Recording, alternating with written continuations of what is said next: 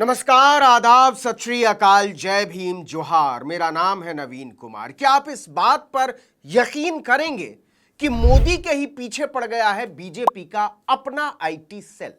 जी हां, भाजपा का IT cell Narendra Modi के पीछे पड़ गया है। कुछ लोग तो मजे ले रहे हैं कि आईटी सेल ने नरेंद्र मोदी की इज्जत की सुपारी ले ली है। अरे हां, आईटी सेल के बारे में तो बताया ही नहीं। तो पहली बात यह है कि इसका आईआईटी से कोई लेना देना नहीं है। इस वाले आईटी का पढ़ाई लिखाई, डिग्री, डिप्लोमा, तमीज, समझ, संवेदनशीलता, मनुष्यता, सहिष्णुता, प्यार, सम्मान वगैरह से रत्ती भर भी कोई लेना देना नहीं।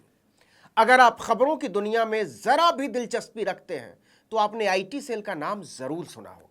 यह भाजपा की वो इकाई है जो नफरत फैलाने, झूठ फैलाने, विरोधियों के बारे में अफवाह फैलाने, लोगों के बीच गलतफहमी फैलाने, हिंदू मुसलमान करने, नरेंद्र मोदी को विश्व गुरु साबित करने, मीडिया को लाइन लेंथ बताने जैसे काम करती है।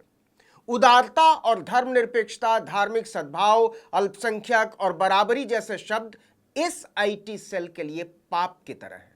और अगर कहीं मुंह से मदरसा, कुरान या हदीस, अल्लाह जैसे शब्द निकल गए तब तो पूछिए ही मत।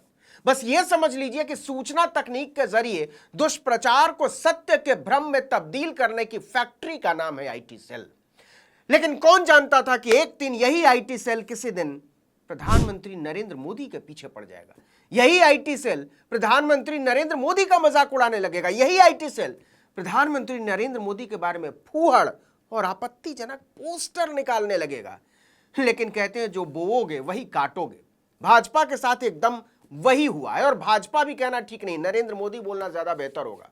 हालत यह हो गई है कि आईटी सेल ही अपने आका की धज्जी उड़ाने में जुटा हुआ है।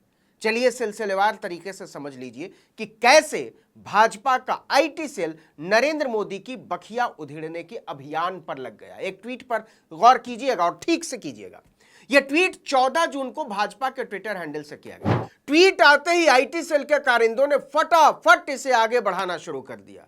जब तक लोगों की नजर पड़ती कि इस ट्वीट में है क्या, तब तक तो कबूतर हाथ से निकल चुका था। फुर्र। इस ट्वीट में एक कार्टून है जिसमें कुछ जुआरी एक साथ बैठे हुए। एक की पीठ पर लिखा हुआ है नेपाल, दूसरे की पीठ पर चीन, तीसरे की पीठ पर पाक यानी पाकिस्तान। एक बंदूकधारी सबको देख रहा है, लेकिन जिन दो चेहरों ने भाजपा के पैरों तले की मिट्टी खिसका दी, जमीन खिसका दी, उसमें से एक का चेहरा इनके आराध्य विश्वगुरु से मिलता जुलता है। और उनके पीछे खड़ा दिखाया राहुल गांधी को आईना लेकर, जो विश्वगुरु को बता रहे हैं कि कर क्या रहे हो जुआरियों के साथ महाराज। लेकिन इससे भी हाहाकारी है वो कविता जो इस कार्टून के साथ आईटी सेल ने किसी कविराज से लिखवाई होगी। यह कविता क्या है, पूरी चालीसा है, गौर कीजिएगा। कर ले हाहाकार, नहीं लगेगी नैया पार। वाह क्या बात है। तुमने पाले तुमने पोसे बड़े भयंकर भ्रष्टाचार, देश का मान मिटाकर तूने किया है दुर्व्यवहार, राजनीति जनसेवा है, कर ले हाहाकार, नहीं लगेगी नैया प्यार। मतलब अपने प्रातः स्मरणीय विश्वगुरु को आईटी सेल वालों ने एक ही ट्वीट में जुआरी, भ्रष्टाचारी, दुराचारी, अत्याचारी, हाहाकारी सब बता डाला। बेचारे खुश हो रहे थे कि आज तो मोगैम्बो खुश होगा, इनाम देगा, शाबाशी देगा। लेकिन चंद घंटों के बाद जब आईटी सेल वालों के फोन बजने शुरू हुए तो दिमाग का बाजा बज गया।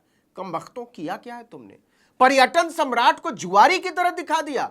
माना कि सारा देश बेच डाला है, लेकिन अपने ही ऐसे करेंगे तो कैसे चलेगा। ट्वीट की सप्रसंग व्याख्या की गई, तब जाकर आईटी सेल वालों की समझ में आया कि कांड क्या किया है। और जब इसका मतलब समझ में आया तो सबके हाथ पैर कांपने लगे, सबके चेहरे पर 12 बजने लगा। Tweet delete. चलिए बात आई गई हो गई। लेकिन इसके अगले दिन आईटी सेल वालों ने मोदी जी की और अच्छे से उधेड़ डाली। मुलाहिजा फरमाइएगा। कभी सोचा था 220 करोड़ लोगों को लगेगी मुफ्त वैक्सीन? नहीं, मैंने गलत नहीं बोला है। आईटी सेल वालों ने मुफ्त नहीं मुक्त ही लिखा है। लेकिन 220 करोड़, ये 80 करोड़ लोगों ने अवतार कब लिया? इसका जवाब बीजेपी आईटी सेल ने दिया हैशटैग के साथ, मोदी है तो मुमकिन है। अरे क्या मुमकिन है भाई? लगा मजाक उड़ने कि मोदी कुछ भी कर सकते हैं। 80 करोड़ लोगों को एक साथ पैदा भी कर सकते हैं। और खाली पैदा ही नहीं किया भाई साहब, सबको पैदा होते ही कोरोना का टीका भी लगवा दिया है। 10-20 करोड़ को तो गर्भ में ही लगवा दिया होगा और 10-20 करोड़ को भ्रूण बनने से पहले भावनाओं के स्खलित होने के साथ। मतलब कुछ भी, लगा मजाक उड़ने। और उड़वाया किसने? बीजेपी आईटी सेल ने। और इसका मुखिया कौन है? अमित मालवीय। नतीजा ट्वीट डिलीट। लेकिन तब तक आईटी सेल की कलम से मोदी की उधेड़ी गई बखिया के चर्चे और स्क्रीनशॉट करोड़ों लोगों के फोन में पहुंच चुके थे। कांग्रेस प्रवक्ता सुप्रिया श्रीनेत ने इस पर चुटकी ले ली। दोनों ट्वीट डिलीट किए हुए स्क्रीनशॉट को एक साथ नत्थी करके लिखा, 2 दिन में 2 tweet delete. BJP fake news factory में गजब अफरा तफरी का माहौल क्यों है भाइयों? एक में 140 करोड़ के देश में 220 करोड़ दिखा दिया जनता को, वैक्सीन से मुक्ति दिलवा रहे थे। दूसरे में मोदी जी को जुआरी साबित कर रहे थे। कॉपी पेस्ट में भी अकल चाहिए, तुमसे ना हो पाएगा, सुप्रिया श्रीनेत ने लिखा। इसी ट्वीट को रिट्वीट करते हुए मनीष तिवारी ने लिखा, बीजेपी आईटी सेल वाले मूर्ख के साथ ही बहुत दुविधा में भी रहते। सोशल मीडिया में बीजेपी का पतन शुरू हो चुका। मेहरू मारू नाम की एक यूजर ने लिखा कि बीजेपी की सोशल मीडिया टीम को हो क्या गया है? बीजेपी के एक धड़े को यह साजिश जैसा लग रहा है, जानबूझकर प्रधानमंत्री नरेंद्र मोदी की छवि को धूमिल करने का प्रयास है। ट्विटर पर तूफान आ गया, भिखारी से जुआरी तक, तभी तो देश को दांव पर लगा दिया। प्यार तूने क्या किया की तर्ज पर आईटी सेल तूने क्या किया। एक से एक मीम्स, एक से एक जोक्स, एक से एक विचार, और सबकी थीम एक, भाजपा का आईटी सेल मोदी की ही मिट्टी पलीद करने में जुट गया। भाजपा के इस ट्वीट डिलीटीकरण अभियान ने साबित कर दिया कि उसके आईटी सेल में पढ़े लिखे लोगों का घोर अकाल है। पढ़े लिखे छोड़ दीजिए, समझने बूझने वाले लोगों का भी ना दुर्दांत अकाल है। लोगों ने इस पर सलाह देना शुरू कर दिया कि अमित मालवीय जैसे छिछोरे पंथी के मारे रहेंगे तो ऐसा बार बार होगा। ऐसे लिखना नहीं चाहिए था हालांकि। इसलिए भाजपा वालों को कुछ पैसा खर्च करके कुछ पेशेवर और तमीजदार लोगों को काम में लगाना चाहिए। 2 रुपए में चार्ज हो जाने वाले इससे अच्छी क्वालिटी नहीं दे सकते। कुछ लोगों ने तो यह भी लिखा कि चमकता हुआ हेडक्वार्टर बना लेने से चमकती हुई बुद्धि नहीं आ जाती। यकीन ना हो ना तो प्रधान जी के दिल से पूछ लीजिए।